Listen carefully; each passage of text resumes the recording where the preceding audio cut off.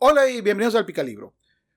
He decidido hacer 4 videos en relación al tema principal seleccionado por los Patreon. El tema de los Patreon seleccionado por ellos era Amor Líquido, basado precisamente en las visiones de Bauman, el sociólogo y filósofo. Sin embargo, haciendo el video, me di cuenta que era casi imposible entenderlo si no se explicaba algunos conceptos, como el de modernidad, incluso antes de modernidad líquida. Si tú no sabes qué es modernidad, no puedes entender lo que significa modernidad líquida, ni otros conceptos que maneja el autor. Así que este va a ser el primero de 4 videos dedicados a el tema de la modernidad líquida. Este primero va a ser más general porque voy a tratar de explicar qué significa la modernidad, sus características. Si bien voy a tocar a Bauman, porque todo se basa en el estudio hecho por Bauman y en su interpretación de estas etapas históricas, realmente en este video en particular no es sobre el pensamiento de Bauman, sino sobre qué es la modernidad. Porque si contestamos qué es la modernidad, podemos contestar posteriormente qué es la modernidad líquida, que sería el segundo video que viene este mes. El tercer video de este mismo mes va a ser el individuo y la sociedad de consumo, el individuo dentro de esta visión pues, de la sociedad líquida que prevé Bauman. Y el último, sí, el amor líquido, que fue el tema escogido por mis Patreon. Aprovecho para agradecer a mis Patreon y nombrarlos a continuación. Arturo López, Eva García Franco, David Garay, Carlos Fragoso, JAJL, Patricio Dorantes, Rocío Cori, Javier Aguirre, Paco Medialdea, César Márquez, Marcos, Leonel Virrojas, Joaquín López, Asturias, Alfonso, Jaime García, Marvin Harkin, José Flores, Salvor Gomi, Arturo Ruiz y Alfonso Jornet. Muchas gracias. Ahora, continuando con el tema, Bauman hace una gran diferencia. Él dice, miren, a pesar de que el tema de la posmodernidad está de moda, él asume que la posmodernidad es un término errado. Porque a diferencia de lo que creen la mayoría de los filósofos, sociólogos franceses de la época en la que él estaba haciendo sus publicaciones, la modernidad no se ha abandonado, sino que al contrario se ha profundizado. Vamos. La modernidad líquida viene a ser algo así como una modernidad con esteroides. Se logró o se lo llegó a las últimas extensiones de los cambios que se habían empezado en la modernidad. Así que lo que hoy en día hablamos de modernidad líquida e incluso una aún peor que la modernidad gaseosa, que no voy a hablar mucho de este tema, por lo menos en estos videos, pero es una aún mayor exageración de los mismos principios en los que se basó la modernidad. Pero ¿en qué se basa esto? Para entenderlo hay que entender que la sociología trata de estudiar siempre fenómenos complejos, fenómenos sociales. Y los fenómenos sociales tienen una multitud de factores. Y son factores que no forman o que no suceden de forma inmediata. Es decir, no hay un acto único que diga, esta es, por ejemplo, la modernidad y esta es la Edad Media. No hay un solo acto, sino que podemos o debemos de colocar alguna referencia histórica para hacer una idea. Pero realmente no es que funciona de esa manera. No es que se llegó tal día y desde este día en adelante es modernidad y desde este día atrás no.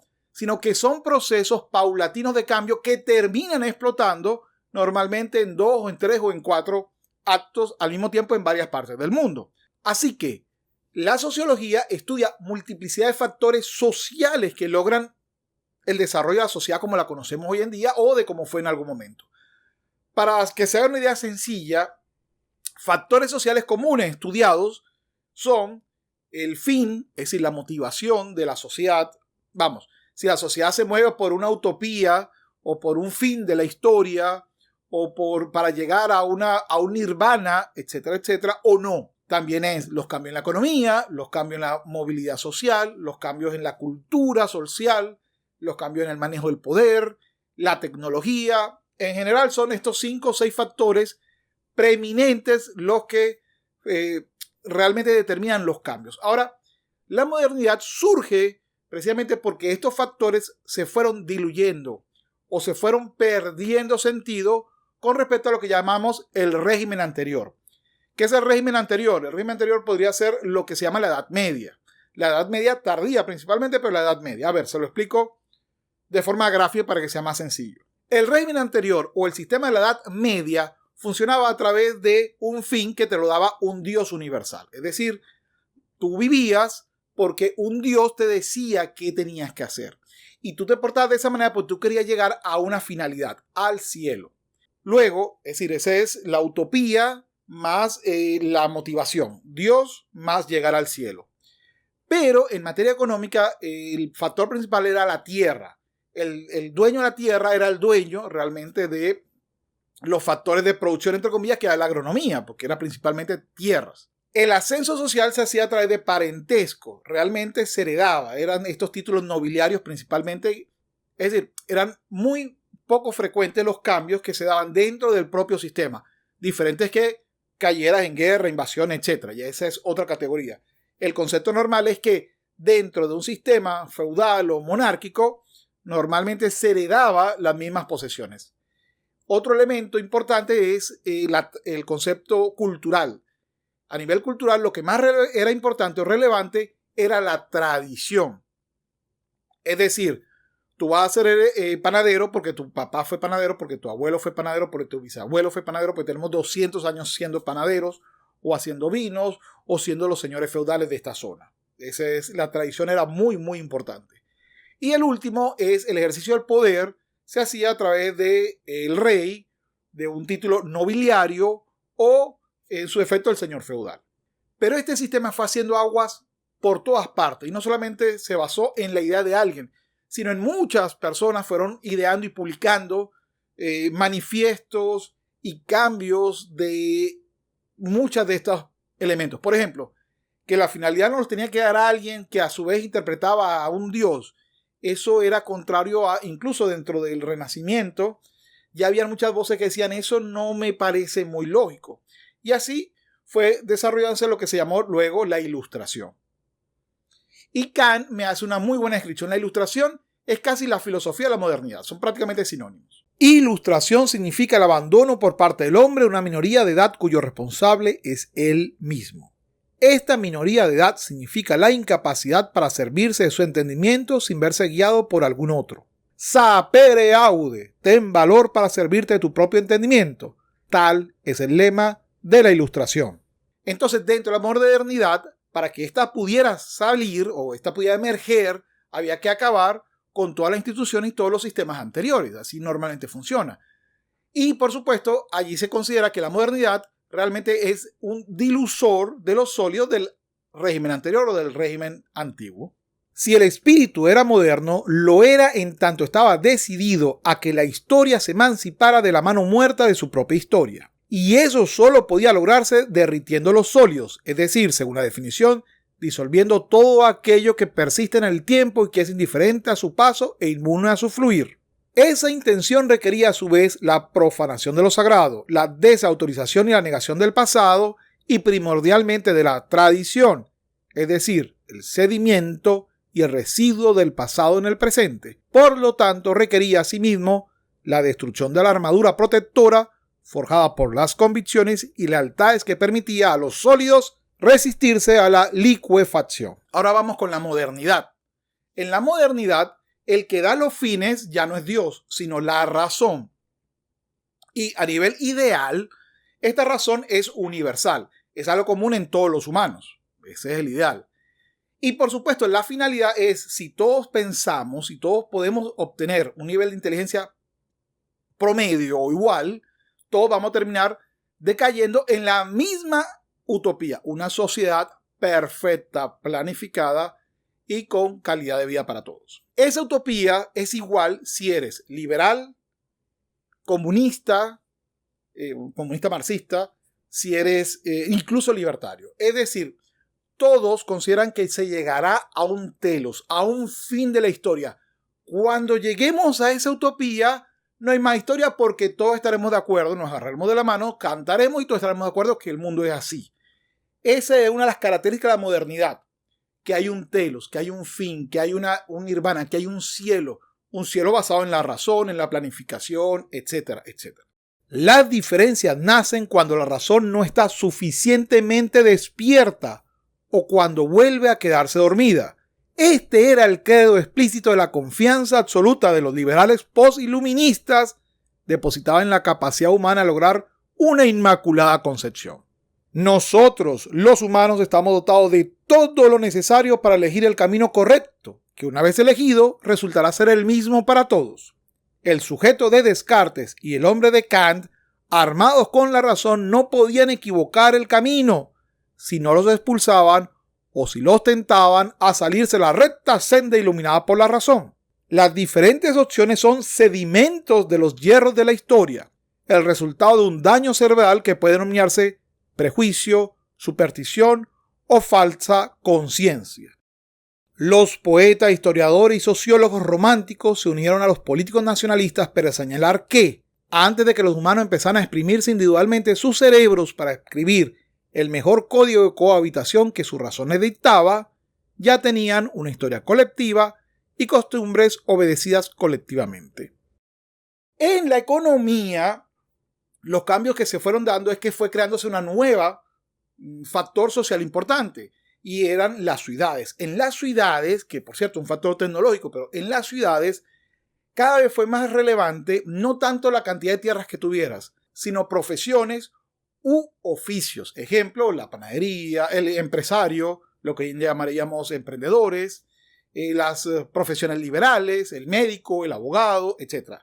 Y que ya no trabajaban con el sector público, es decir, ya no tenían que trabajar con las familias nobiliarias para hacer dinero, podían hacer dinero entre ellos. Eso es lo que se llamó la burguesía. Fue el crecimiento y el boom de la burguesía.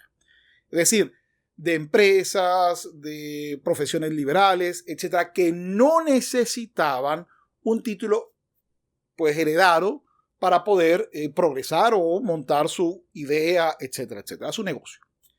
La movilidad social se daba bajo los parámetros o los patrones de igualdad del colectivo, de igualdad entre iguales, para que quede claro. Por ejemplo, si somos todos, no sé, por decir algo, alemanes y estamos en la ciudad de Bonn, pues todos íbamos a tener las mismas normas para poder ejercer X profesión u oficio.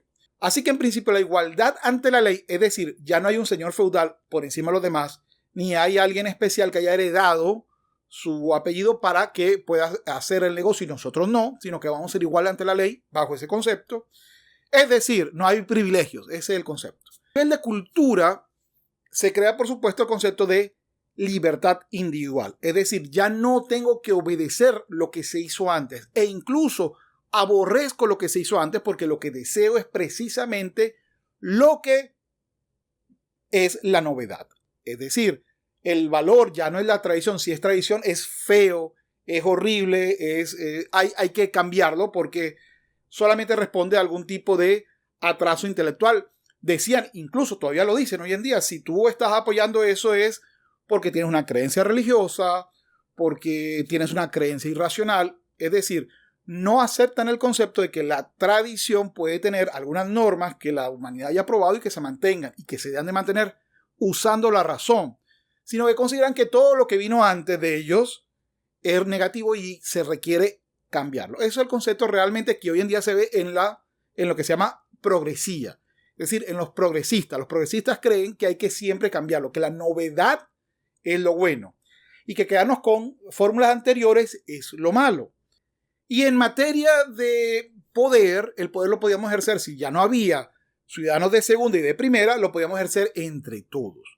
Es decir, el concepto de la república y del ciudadano o de las obligaciones del ciudadano. Así que en resumen, la modernidad es basarse en que la razón es suficiente para todos, que somos seres eminentemente racionales, en que la historia del pasado no nos debe atar, lo que antes se hacía no tiene que atarnos necesariamente, en que no tenemos que depender de otro sujeto, o lo que es más importante incluso, que un sujeto debe ser tratado igual, no debe tener privilegios independientemente de quién haya sido su familia, por lo menos desde el punto de vista legal. Hay una diversificación de la economía, hay nacimientos de nuevas clases sociales o de una nueva clase social en particular, que es la burguesía, aunque otro mira que también nace el proletariado, pero bueno, ese es otro elemento que tampoco me interesa tocar en este punto. Que somos seres individuales porque la razón es individual, no hay un razonamiento colectivo y que todo razonamiento, entre comillas, colectivo, solo se puede basar en creencias no racionales. Esas son las visiones que se tenían. Y, por supuesto, si esto es así, todo puede ser cambiado con la educación. Si usted dice todo puede ser cambiado con la educación, usted mantiene una mantra en el concepto de la modernidad. Hay algunos aspectos que particularmente creo que no se pueden cambiar, no importa lo educado o lo mal educado que estés, no se puede cambiar porque forman parte de la naturaleza humana. Bueno, la modernidad te dice eso no existe, pamplinas. Todos somos un lienzo en blanco. Por cierto, aquí quiero hacer una pequeña observación. Los estudios reiteradamente en materia científica de los últimos años han demostrado cada vez más que no somos un lienzo en blanco, que si bien es importante la educación y es muy importante la influencia social, no son los únicos factores, o no son los factores, pues digamos, más relevantes. Sí son importantes, ojo, pero no son únicos, así que no somos un lienzo en blanco, somos un lienzo con algunos colores ya prefigurados, y con eso es que hay que trabajar. A eso más bien es lo que se ha llegado con ese estudio. Dicho esto, si te gusta lo que estoy haciendo, te invito a que le des me gusta al video, te suscribas, actives la campanita, te suscribas también a mis redes sociales, Twitter, Instagram, Facebook, y si te gusta la opinión política, que ya no es usando pues autores, sino mi opinión personal, pues te recomiendo mi segundo canal que se llama El Picalibro 2, que va a estar o por aquí o por acá, no lo recuerdo. Dicho esto, y aprovechando que utilicé la frase sapere aude en este video de la modernidad, cuando llegue a los 100.000, quiero hacer aquí un compromiso, cuando llegue a los 100.000 suscriptores, haré la explicación de la frase sapere aude, según Kant, y por qué se usa en este canal como estribillo final. Dicho esto, pues debe estarte ya colocando YouTube por aquí 2 videos si te gusta lo que estoy haciendo para que sigas viendo contenido de este canal. Y bueno, ahora sí me despido. Muchas gracias. Nos vemos pronto. Sapere aude y hasta luego.